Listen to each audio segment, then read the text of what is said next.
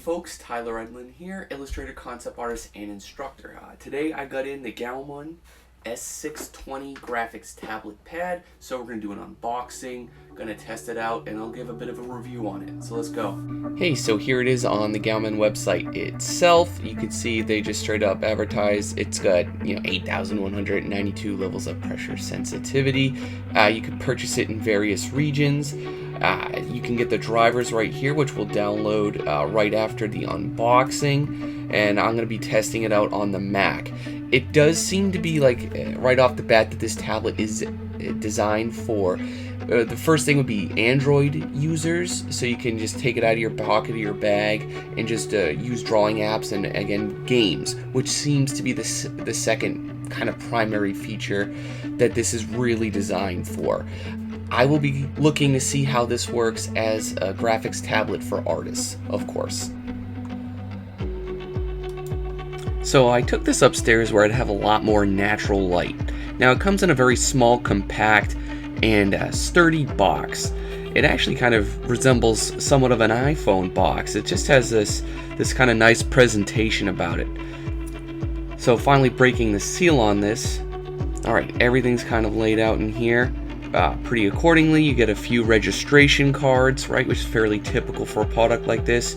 We have a side pouch which has the USB cord, the pen itself, and then finally the tablet, which also hides some USB and C connectors, a glove, and yeah, we have the extra case over here on the side. So everything just kind of comes in like that. Yeah, let's check out the actual build quality of this and the overall size. So see, it's a fairly small, very lightweight tablet. I do like that initial surface texture. Coming in here for a bit of a closer look, here's the black artist glove, the USB cable, the multi-language instruction manual, the pen now in the nice little soft case. Which, yeah, I thought this was pretty cool. I haven't got one of these tablets yet that just, innately come with a little case for it. This is a battery-free pen. It's slightly thinner than my usual Intuos one. It's got 4 express keys up here at the top. Again, a very nice surface texture with that. Very impressed with at least how it feels. So folks, there's a few other features I want to point out here depending on the type of user. Now, there's really only a few ways you can use these things, right? One of them is you put it on a desk, draw it. I used to use these tablets for years. I would put them in my lap. So for the desk users, it does have some very nice anti-slip grips placed at the bottom. So you can place it on probably any surface and the thing is not moving.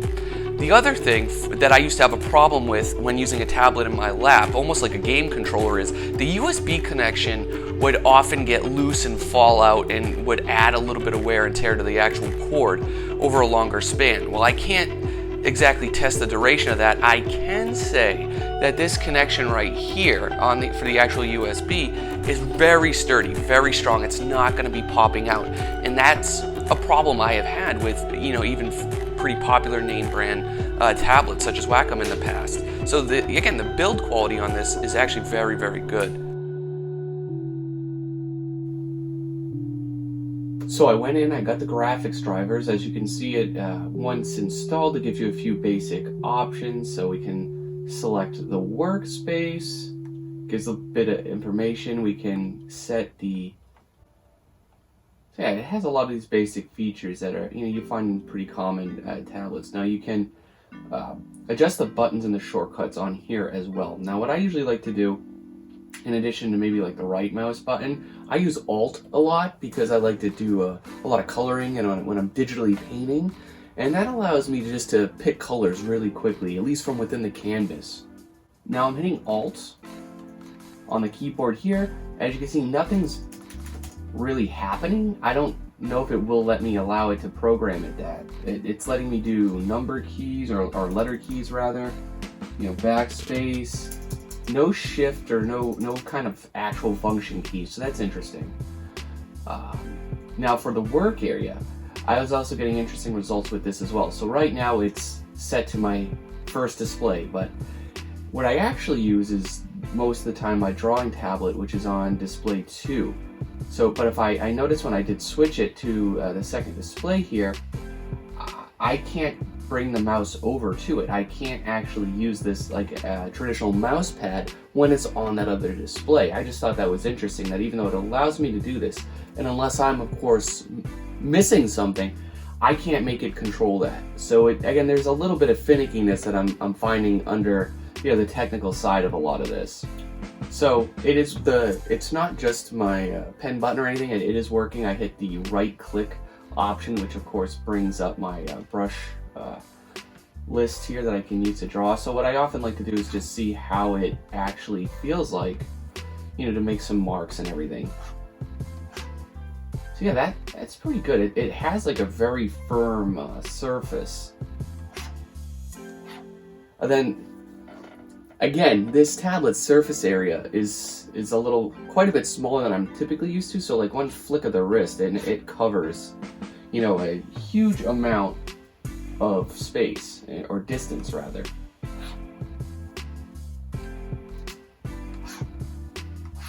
But it's easy enough to get the lines down. Let's try getting a brush that's got a lot of thickness and angle adjustments to see what kind of options so yeah, I can build things up, all these normal settings.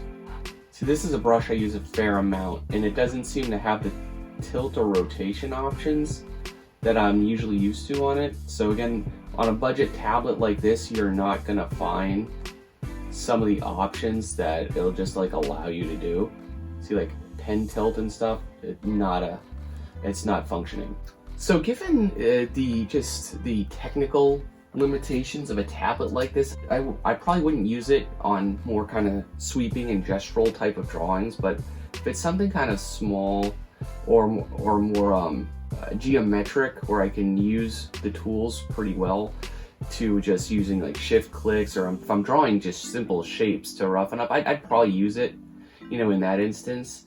But yeah, there's just a lot of other tablets on the market that suit my needs better. Who is this for? Well, if you're on a budget, it's going to get you by fine. It's definitely better than a traditional mouse pad for sure. If you're an Android user, it's probably going to be for you as well, as you can get a lot more functionality on the go of it. So see, this is just a great little drawing I have here, this image that I work in progress, as I find the form of action to really, plan out this composition.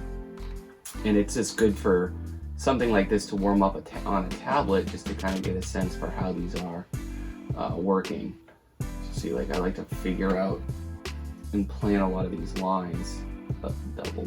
Yeah. Photoshop natively has a smoothing option too. I can amp up, so see, it makes some of these lines a little bit more smooth. But it's one of those things too, like once you start using like a screen to draw on, like a Cintiq, it is harder to kind of go back in terms of tech. But yeah, this is fine. I see people playing like Usu games on it and stuff. They seem to really like it.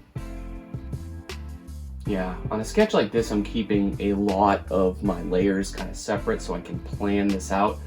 And of course, the beauty of this is the architecture at this point is literally just a few geometric shapes, like squares, rectangles, a couple triangles work in. It's probably going to be something Japanese inspired, but either way, the beauty of it is I can change that language at any point.